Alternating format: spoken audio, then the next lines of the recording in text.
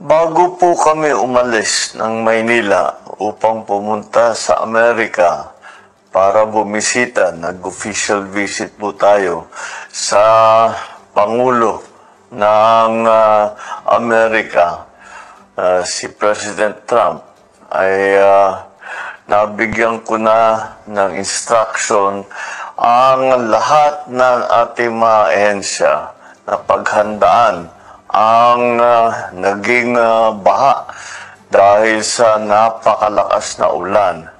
Sinabihan ko na ang OCD, DOTR, DOH, DOST, DSWD, DPWH, DOE at saka DILG at lahat pa ng lahat ng ahensya na magtrabaho sila at mag-coordinate sila upang tiyakin na ligtas ang ating mga kababayan. Ang relief goods ay nakahanda na, idinideliver na doon sa mga area na nangangailangan. Yung mga medical team, kasabay na rin nung ating mga relief goods. At tinitiyak natin na merong transportasyon.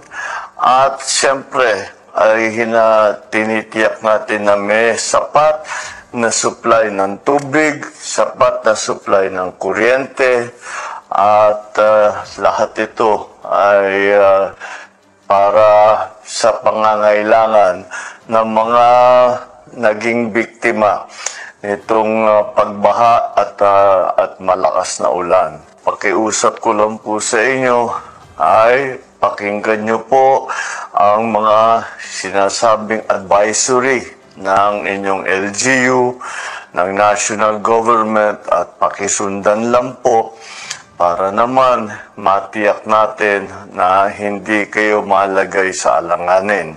Nandito kami lagi upang magbigay ng lahat ng serbisyo na kailangan sa harap ng hamon ng climate change. Siguraduhin natin mas lalo pang mapalakas ang kakayahan ng pamahalaan na tumugon sa ganitong klaseng sitwasyon.